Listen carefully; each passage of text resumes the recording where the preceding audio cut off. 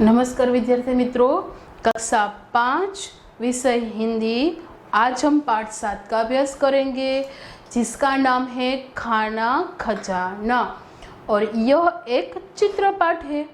तो खाना खजाना, खाने की सारी चीज़ें हमें कहाँ मिल जाती है? तो क्या रसोई घर में।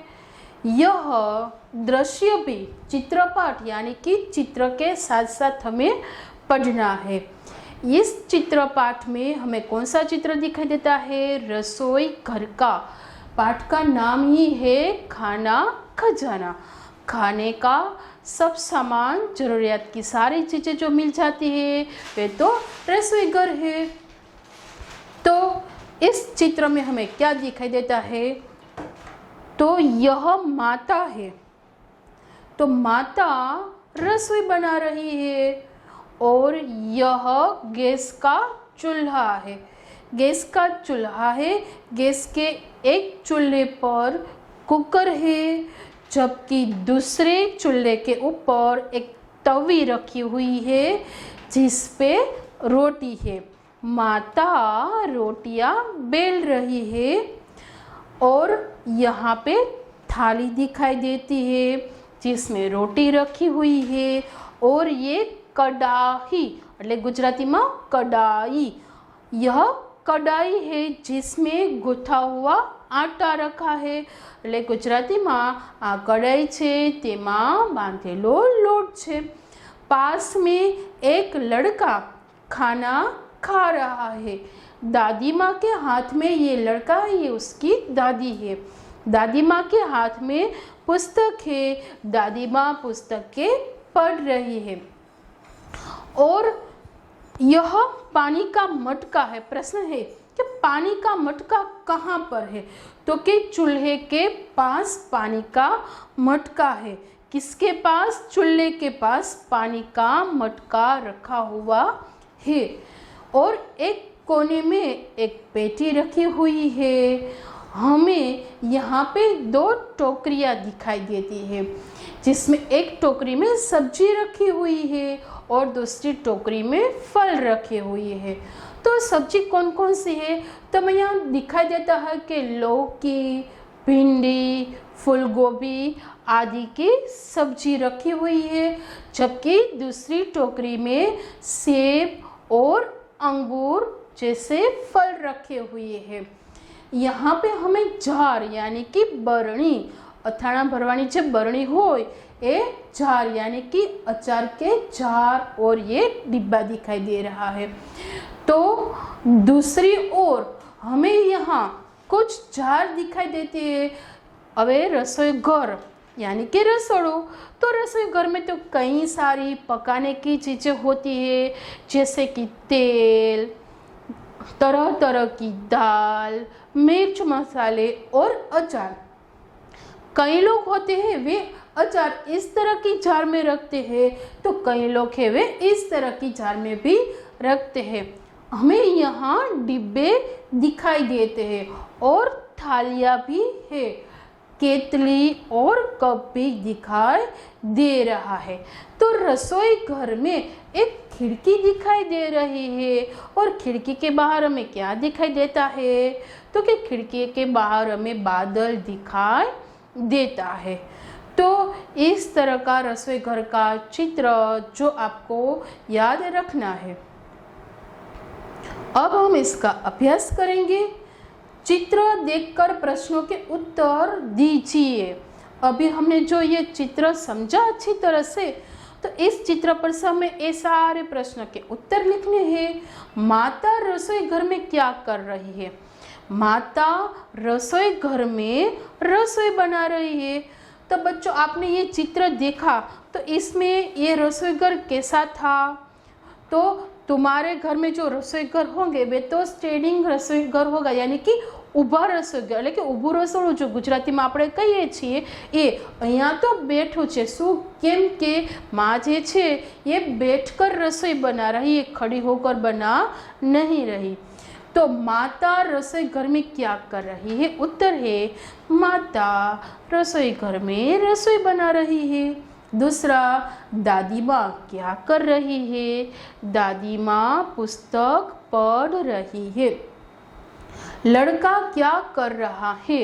उत्तर, लड़का खाना खा रहा है।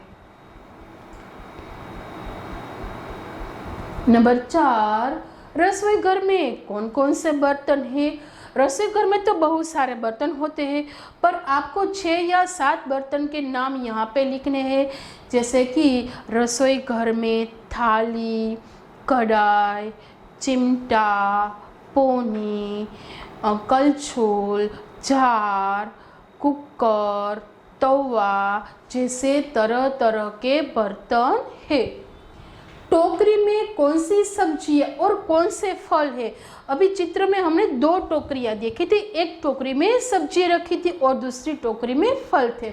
तो कौन कौन सी सब्जियां था? उत्तर, टोकरी में लौकी, भिंडी, फूलगोभी आदि सब्जियां रखी हुई है और दूसरी टोकरी में अंगूर और सेब जैसे फल रखे हुए हैं। खिड़की से बाहर क्या दिखाई दे रहा है? खिड़की से बाहर बादल दिखाई दे रहा है। अलमारी के डिब्बे में क्या क्या है? अलमारी के डिब्बे में तो खाने पीने की चीजें होती है, तो यहाँ पे आपको 5 या 6 नाम लिखे हैं। अलमारी के डिब्बे में तेल, तरह तरह के मसाले, तरह तरह के दाल, चावल और अचार रखे हुए हैं। आपके रसोई घर में क्या है जो इस रसोई घर में नहीं है? तो ये तो हमने अभी देखा कि यह रसोई घर है जो बैठा है, यानी कि माँ बैठकर रसोई बना रही। पर आपके रसोई घर में क्या है? तो कि हमारे रसोई घर में स्टैंडिंग किचन का प्लेटफॉर्म है, एक्वागार्ड है और पानी का नल है, जो इस रसोई घर में नहीं है। એટલાનું ગુજરાતી એમ થશે કે અમારા રસોડાની અંદર ઊભું રસોડું એટલે ઊભા રસોડાનું પ્લેટફોર્મ, એક્વાગાર્ડ એટલે કે પાણીનું ફિલ્ટર, પાણીનો નળ વગેરે છે જે આ રસોડામાં નથી। फिर से हिंदी में अर्थ इसका, हमारे रसोई घर में स्टैंडिंग किचन का प्लेटफॉर्म, एक्वागार्ड, पानी का नल है जो इस रसोई घर में नहीं है। माता कहाँ बैठी है? माता रसोई घर में चूल्हे के पास बैठी है। प्रश्न नंबर 2, क्या पसंद है क्या नहीं? योग्य खाने में सही का निशान लगाइए। तो यहाँ पे हमें चित्र दिखाई देते हैं, तो सबसे पहले यहाँ पे हमें इसका नाम लिखना है। यह किसका चित्र है? तो कि करेला, तो यहाँ पे लिखना है करेला। यह है सेब, ये आम है, ये जलेबी और यह आइसक्रीम।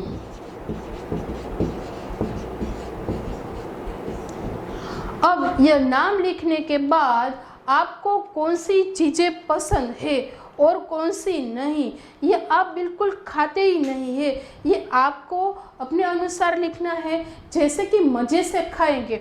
कई बच्चे ऐसे होते हैं कि वे करेला है, जो करेला की सब्जी बनती है, वे भी आनंद से शौक से खाते हैं, तो यहाँ पे उसे राइट लिखना है, यानी कि सही की निशानी करनी है। पर कुछ लोग तो ऐसे होते हैं कि करेले की सब्जी खाते ही नहीं है, तो यहाँ पे उसे गलत का निशान लगाना है, और बिल्कुल नहीं खाएंगे तो भी यहाँ गलत का निशान लगाना है। इन प्रश्न का उत्तर आपको आपके अनुसार ही लिखना है। प्रश्न नंबर 3, तुमने अपने रसोई घर में माँ या पिताजी को खाना पकाते हुए देखा होगा, जरा बताओ तो कैसे बनाते हैं? એટલે એવું કહે છે કે તમે તમારા રસોડામાં મમ્મી અથવા તો પપ્પાને કે કોઈ પણને રસોઈ પકાવતા, રસોઈ બનાવતા જોયું હશે। તો અહીંયા 3 વસ્તુ આપને આપેલી છે, તમે કહો છો ને કેવી રીતે બનાવે છે। તો પહેલું છે બેસન કે પકોड़े, यानी कि पकोड़ा के भजिया जे कहीं हो, तो ये कैसे बनते हैं?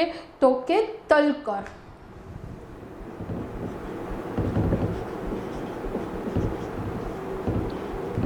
એને તળીને બનાવવામાં આવે છે।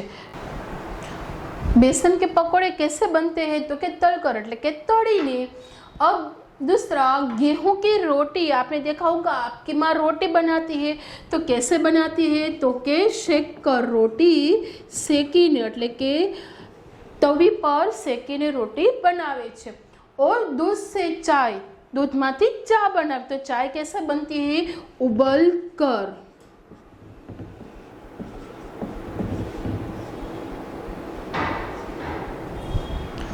बेसनना पकोड़ा तळीने बनावाय छे, घऊनी रोटली सेकीने और दूधमांथी चा उकाळीने। प्रश्न नंबर 4, चित्र में माँ को खाना बनाते हुए दिखाया गया है। अभी हमने जो पाठ समझा उसमें माँ है जो रसोई बना रही है। क्या खाना बनाना केवल माँ का ही काम है? नहीं। तो बताओ कौन कौन खाना बना सकता है। यहाँ पे प्रश्न ऐसा है कि सिर्फ रसोई घर में माँ ही खाना बनाती है, यदि माँ नहीं बनाती तो कौन कौन खाना बनाता? तो उत्तर है खाना सिर्फ माँ ही नहीं बना सकती, पर पिताजी, चाची, छोटी बहन, दादी जी और कभी कभार मैं भी खाना बना लेता हूँ। नीचे दिए गए चित्रों को देखकर कहानी बनाइए।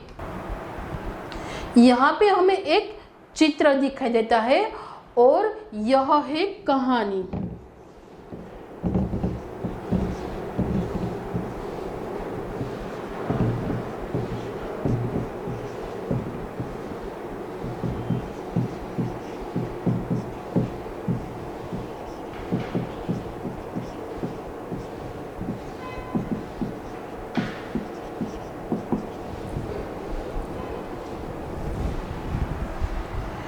यहाँ पे एक वृद्ध व्यक्ति दिखाई देता है और ये उसके 2 बेटे हैं। तो ये कहानी का शीर्षक है एकता में ही बल है। अब यह कहानी कौन से गांव की है? कमालपुर। कमालपुर। और जो ये किसान है उसका नाम है रामू चाचा। तो सबसे पहले आपको इस तरह से शीर्षक लिखना है, एकता में ही बल है, और फिर कहानी हम चित्र के साथ पढ़ते जाएंगे, लिखते जाएंगे। कमालपुर नाम का एक गांव था, उसमें एक बुढ़ा किसान रहता था। इस किसान के 2 पुत्र थे, वे आपस में लड़ते झगड़ते थे। पहले चित्र में बूढ़ा किसान दिखाई दे रहा है, ये उसके 2 बेटे हैं जो आपस में लड़ते झगड़ते हैं। तो लड़ते झगड़ते बेटों को देखकर किसान ने उसे कई बार समझाने की कोशिश की, पर दोनों बेटों पर उसका कोई असर नहीं हुआ। किसान इससे बहुत चिंतित हो गया था। एक दिन किसान को एक युक्ति सूझी। उसने अपने बड़े बेटे को कहा कि तुम लकड़ियों का गट्ठर लेके आओ। ये जो है ये लकड़ियों का गट्ठर है એટલે ગુજરાતીમાં લાકડાનો ભારો, જે 15-20 કરતાં વધારે લાકડીઓ ભેગી હોય અને એની બાંધેલું દોરડું હોય એને લકડીઓ કા ગઠ્ઠર એટલે કે લાકડાનો ભારો કહેવામાં આવે છે।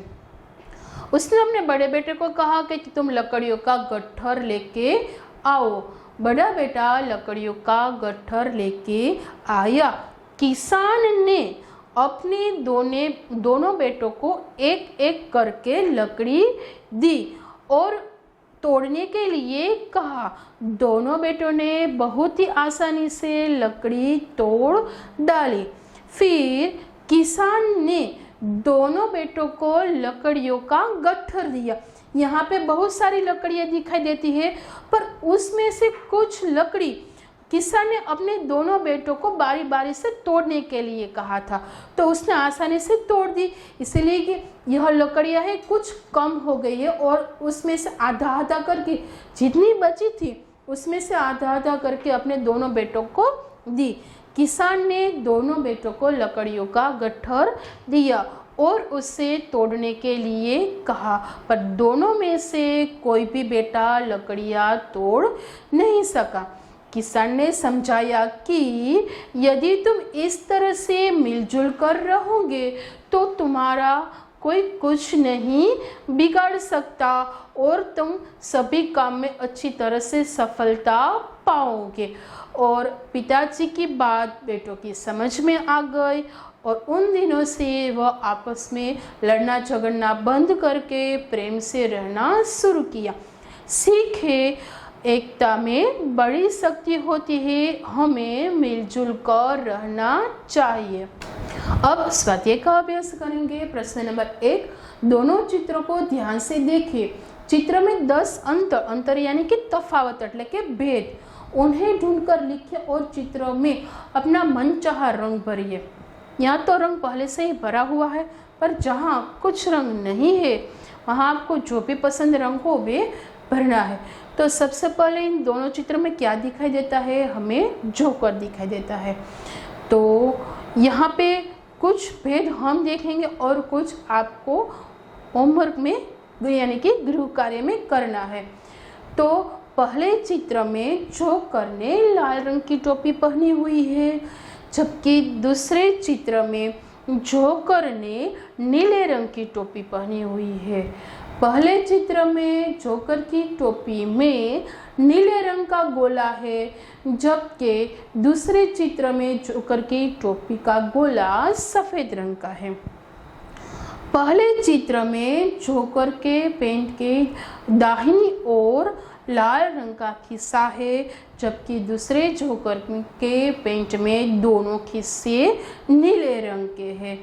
और यहाँ पे जोकर ने नीले रंग के बूट पहने हुए हैं, जबकि दूसरे चित्र में जोकर ने लाल रंग के बूट पहने हुए हैं। इस तरह से आपको 10 भेद ढूंढकर लिखना है। प्रश्न नंबर 2, पढ़िए और समझिए। ये क्या है?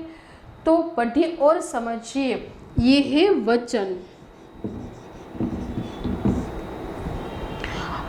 आगे भी हमने एक पार्ट में देखा था कि वचन शब्द के रूप में भी होते हैं और वाक्य के रूप में भी होते हैं। अब देखो, जो यहाँ पे पुस्तक, कमरा और पंखा इस तरह का परीक्षा में हो तो आपको इसका सिर्फ वचन परिवर्तन करके लिखना है। जैसे कि लड़का तो लड़के, पुस्तक तो यहाँ पे उसका वचन परिवर्तन पुस्तक के, कमरा तो कमरे, पंखा तो पंखे। इस शब्द के वचन परिवर्तन हुई। अब हमें इसका वाक्य लिखना हो तो यहाँ पे एक तो उदाहरण दिया हुआ है लड़का पर से। लड़का स्कूल जा रहा है और लड़के, बहुत सारे लड़के की बात की गई है, तो लड़के स्कूल जा रहे हैं। पुस्तक, मेरे पास एक पुस्तक है। पुस्तकें, तो सीमा के पास 3 पुस्तकें हैं। कमरा, यह एक कमरा खाली है। और कमरे, वह 3 कमरे में आदमी है। पंखा, यह एक पंखा चल रहा है, वह 3 पंखे बंद है। अब हमें यहाँ फल के नाम दिखाई देते हैं जो आपको अपनी कॉपी यानी नोटबुक में लिखना भी है और उससे याद भी रखना है। चीकू यानी चीकू, नारंगी नारंगी, संतरा संतरा, अंगूर तो द्राक्ष, अमरूद એટલે જમરૂક અથવા તો એને જામફળ પણ કહેવાય। આમ એટલે કેરી, કેલા એટલે કેળું, खीरनी એટલે કે रायन। यह आपको अच्छे से याद रखना है। बाकी तो नाम आप रोजमर्रा के सीरियल में या कहीं भी जगह आपको सुनने में आता होगा। खीरनी यानी कि रायण, जामू यानी जामू, नारियल यानी कि नारियल, फालसा यानी कि फालसा, शरीफा सीताफળ, अनानस એટલે अनानस, अनार એટલે દાડમ, ईख अथवा तो गन्ना એટલે કે શેરડી, खरबूजा यानी शक्करटेटी, आर्य यानी चीपड़ू और तरबूज એટલે तरबूज। हिंदी में च, गुजराती में च।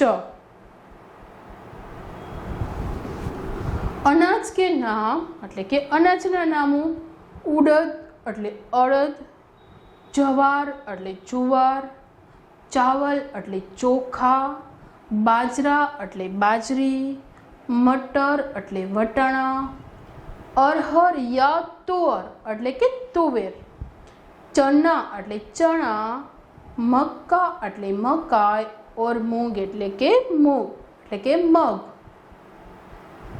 अब यहाँ पे कुछ सब्जी के नाम भी दिए हैं। अरवी એટલે કે અળવીના જે પાન હોય ને એ અળવી, કંકોડા એટલે કે કંકોડા, ફૂલગોભી એટલે ફુલેવર, લૌકી એટલે દૂધી, ટમાટર એટલે ટમેટા, તોરઈ યા તુરઈ એટલે કે તુરિયું, પાલક હિન્દીમાં ક અને ગુજરાતીમાં કપ એટલે કે પાલક, પ્યાજ એટલે કાંદા અથવા તો ડુંગળી, બેંગન એટલે રીંગણ, મટર એટલે વટાણા, રતાલુ એટલે રતાળું, અદરક એટલે કે આદુ અને શકરકંદ એટલે કે શક્કરિયું। જમીકંદ અથવા તો સુરણ એટલે કે સુરણ, અહીંયા ન અને અહીંયા હરણ એટલે કે સુરણ, કરેલા યાની કે કારેલા, કુમ્હળ યા તો કદ્દુ એટલે કે કોળું, ગાજરનું ગાજર, ગવાર ફલ્લી એટલે ગુવારની સિંગ, ચચરીડા યા કુંડરું એટલે કે ટિંડોળા, આલુ યાની બટાકા, પરવલ યાની કે પરવળ, ફુદીના યાની કે ફુદીનો, બંધ ગોભી એટલે કોબીજ और भिंडी એટલે કે ભીંડો અને मूली यानी कि मूली એટલે मूलो। यहाँ पे पाठ 7 पूर्ण होता है।